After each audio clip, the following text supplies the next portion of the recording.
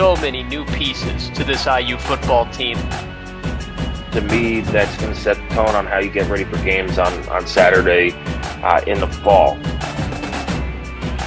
I would put that Indiana room up against anybody else in the conference, and that's something that we typically don't even come close to saying. If you want to get total sickos committee about it, there's a position battle at long snapper too.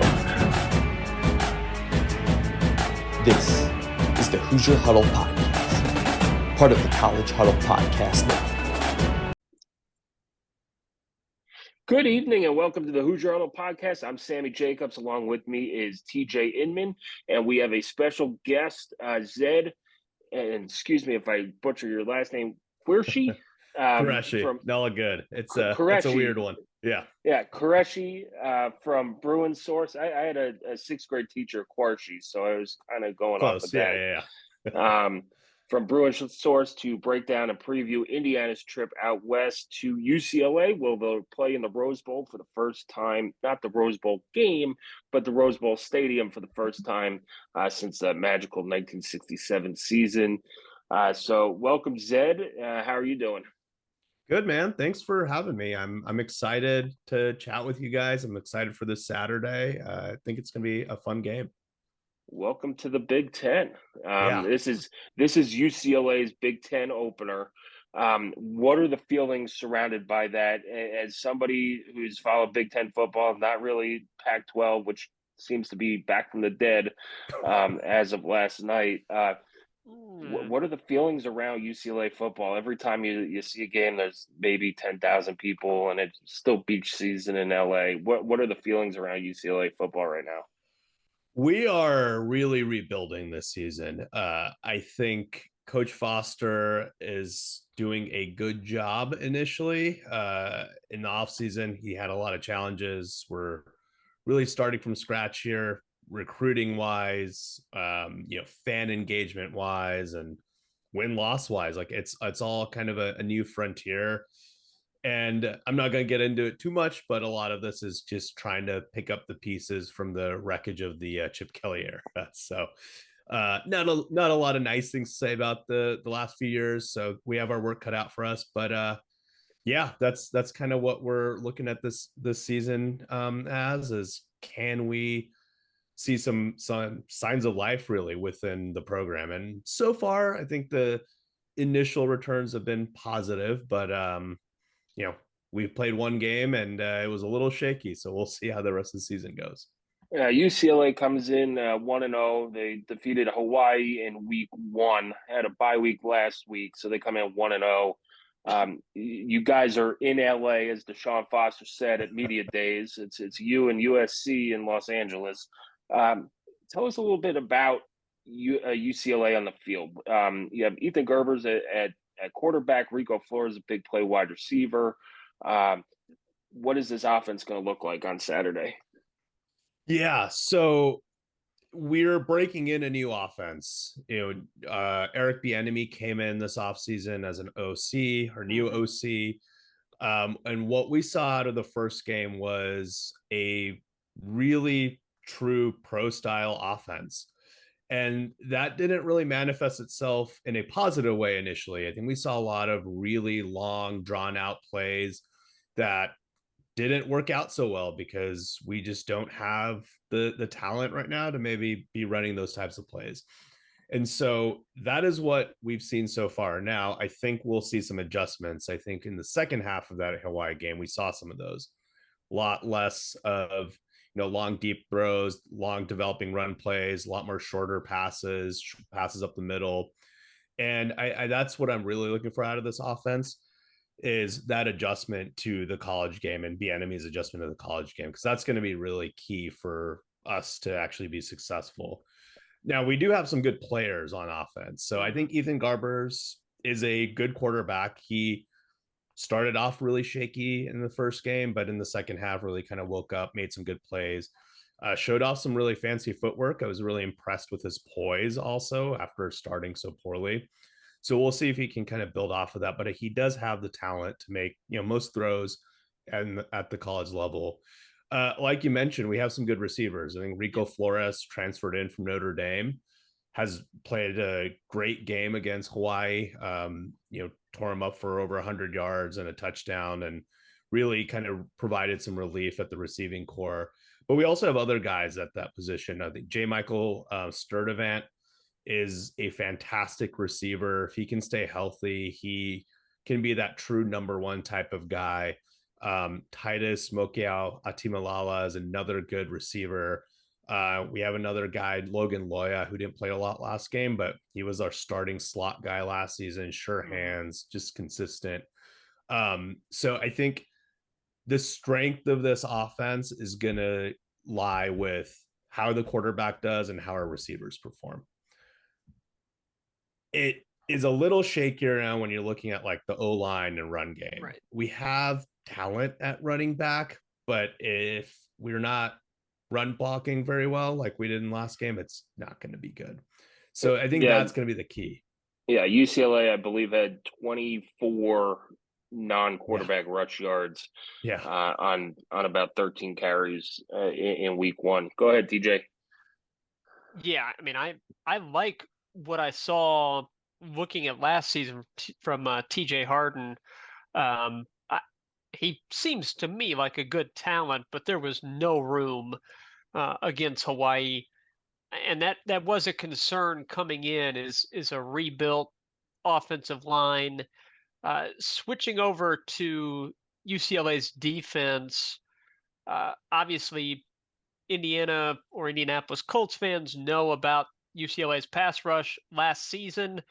How they replaced that production was a concern for UCLA, or at least a big question mark coming into the year. Didn't look great against Hawaii, but the defense did hold up, held them to 13. It was the reason they were able to win that game. What do you think about UCLA's defense, particularly that front seven? Indiana's run the ball really well so far, but this is the first test against a power conference team. Yeah, I mean, the front seven, I think we're expecting it to be solid against the run. I think that's going to be the strength. Jay Toia came back after almost transferring to Texas, is probably considered our only surefire NFL guy right now. He's a good run stopper.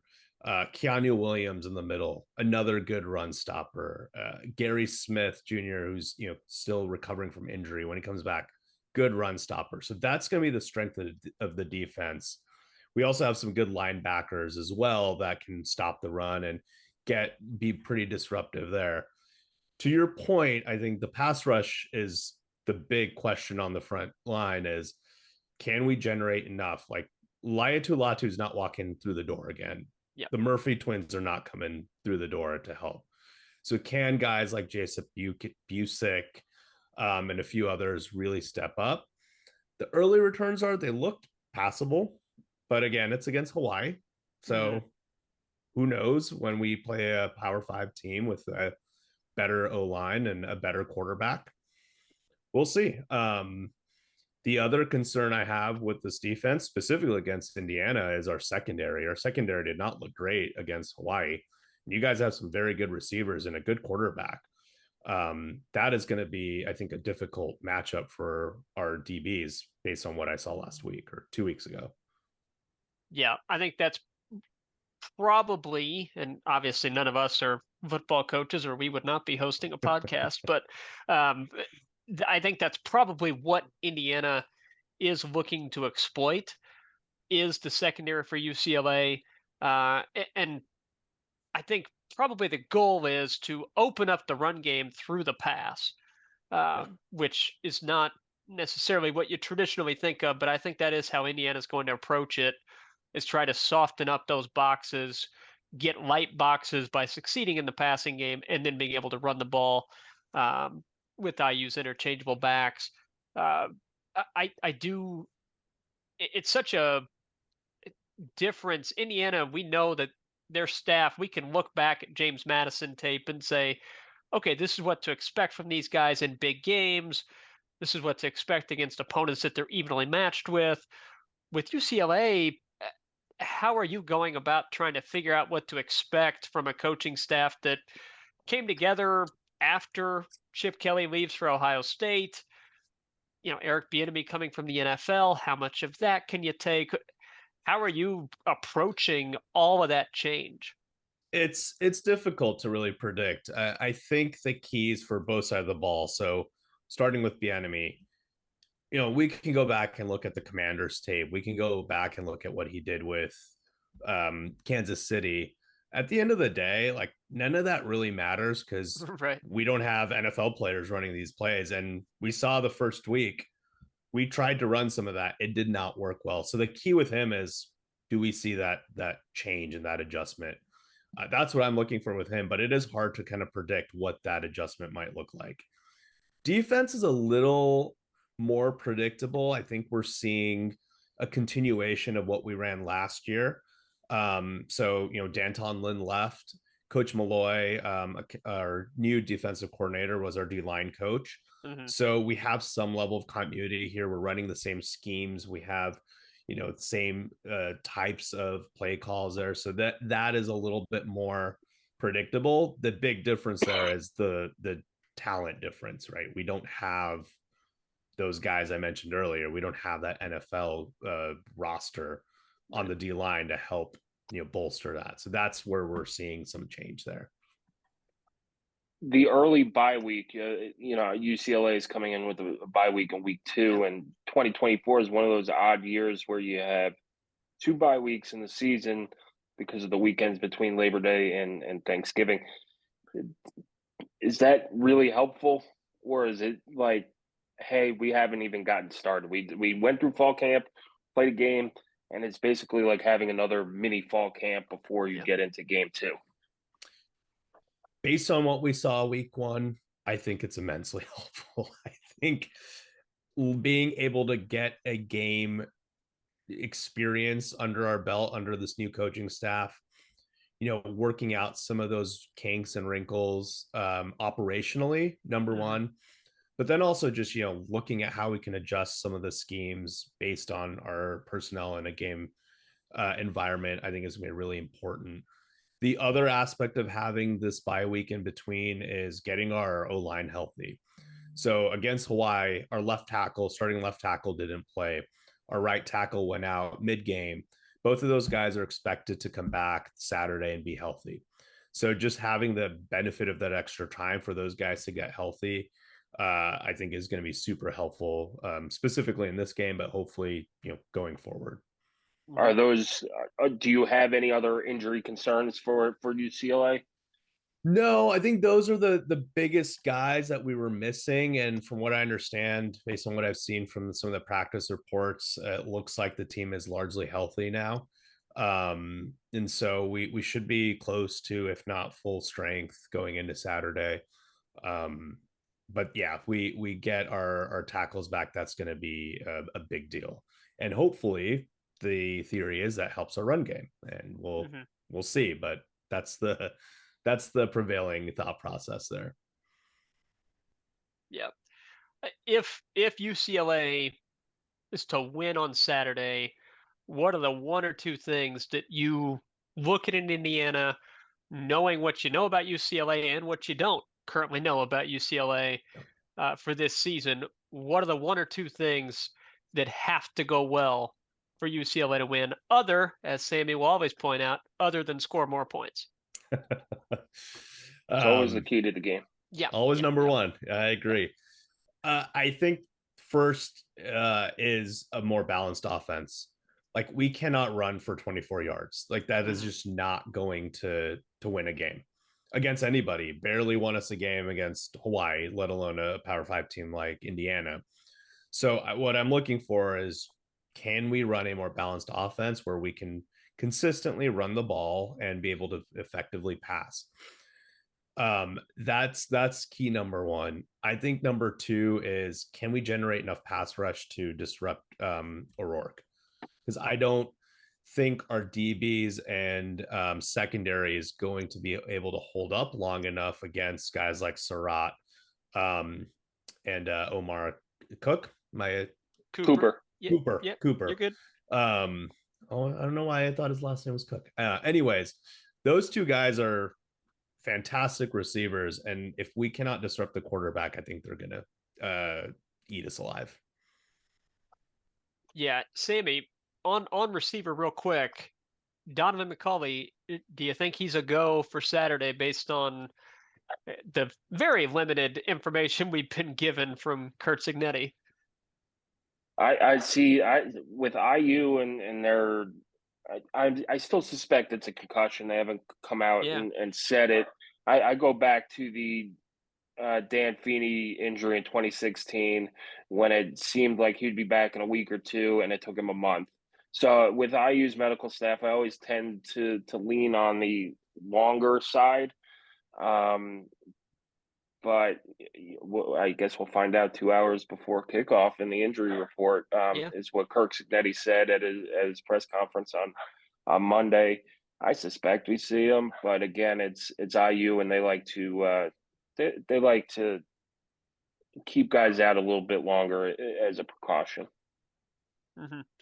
Yeah, and that's to your point. It's a that'd be a big miss. I mean, he's a physical threat that I think is able to stretch the field, which is something that Indiana's missing a little bit, unless they can rely on Anderson Kobe there. But when I look at it, you mentioned a balanced offense. I think Indiana is going into it wanting to force UCLA into obvious passing situations to get after Garbers.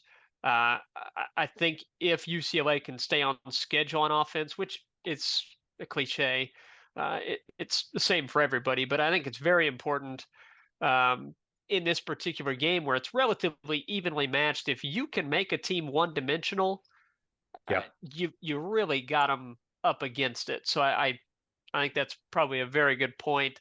I guess is it time to get to our predictions? Because I've got one. I wanted one more key of the game for IU and UCLA, and it goes on the coaching side. You have Deshaun Foster, who has no head coaching experience. And I know we pick on him for his media day quotes and lack thereof preparation and his 5 words on IU this week, but he's going against Kirk Signetti, who has a lot of continuity in his staff, who's been a head coach for a number of years, who's won a lot of games. To me, this is going to show you where Deshaun Foster stacks up and where Kirk Signetti's staff sets up. And if it is a close game, it could come down to those coaching decisions, where to go for it on 4th down, how you handle timeouts, which has been a concern for IU in the past under Tom Allen and previous staffs. But it looks like Kirk Signetti knows what he's doing. It looks like IU has a fully operational, functional, real football team. So that's something I wanted to point out and have people look at as well. Yeah. Yeah, I agree. I mean, that's a big edge. It's definitely a big edge. Yep, and it's a experience thing. It doesn't mean in the media day stuff and his press conferences, I personally don't think that any of that matters for how I think the two things that matter for a coach communication wise are how do you communicate with recruits and how do you communicate with the team that you have. By all accounts, Deshaun Foster off to a pretty good start recruiting wise, relatable to players. He's a fairly young guy, former player.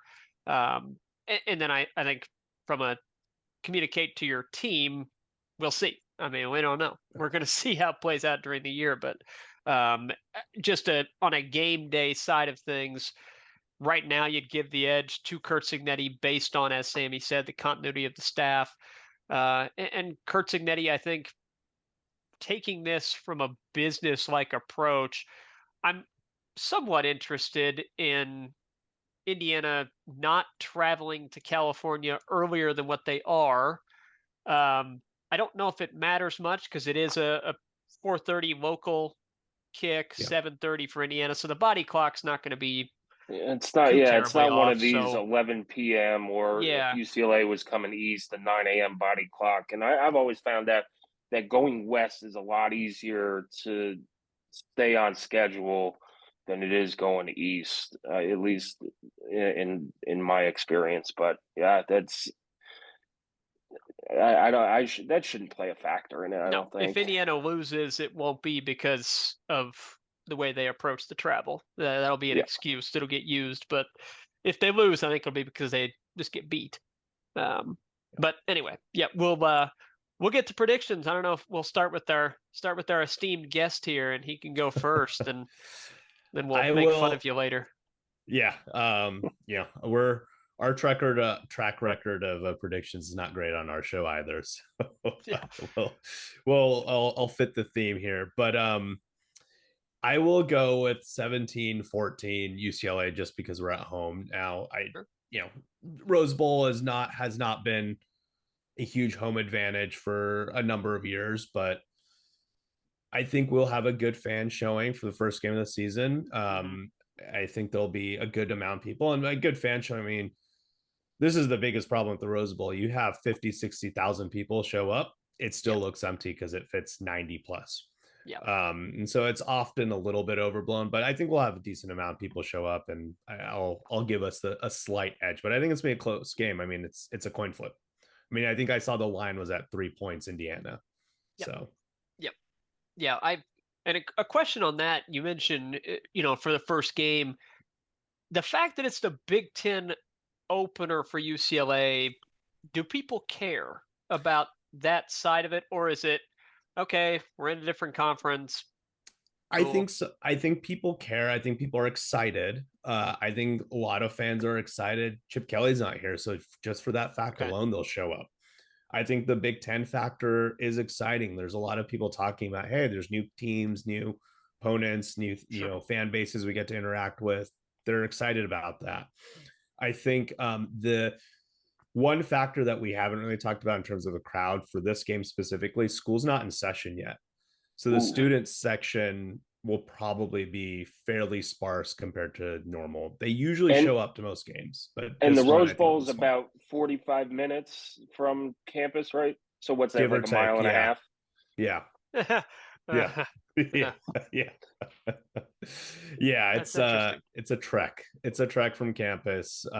They bus the students over, so it's usually, they show up, but this game they're not even back in Westwood often. So it sounds like there'll be a nice IU contingent going out there as well. I think the Southern California or whatever branch of the Alumni Association out there is doing a pregame tailgate. So IU should be bringing a decent crowd with them as well. TJ, let's get your prediction. Yeah, this is such a mystery game because we've seen Indiana play really well, solid against Florida International, and then beat Western Illinois to a bloody pulp, and it could have been worse. IU could have scored 100 in that game if they wanted to. What does that mean? Probably not much, because that is a severely overmatched football team that Indiana went against with Western Illinois. And then UCLA, we've seen 1 week. How much do they get corrected in 2 weeks of preparation time? Don't know. How much has Indiana shown of what they have in store? We don't know. So it's a gigantic mystery, and I'm gonna root for what I'm hoping for. So I'll just choose a homer pick of Indiana winning. I'm gonna go with IU 24-21 over UCLA. A concern that I have in a close game is that we have not seen anything of consequence from IU's special teams unit. Not good or bad, just haven't had to use them at all situationally. So if it's a close game, as expected to be, are they ready to step up and make a big play? I hope so. And that's my choice. Is a late field goal for Indiana, wins it 24-21. That's what I'm going with. But I'd be really surprised if there were a lot of points scored.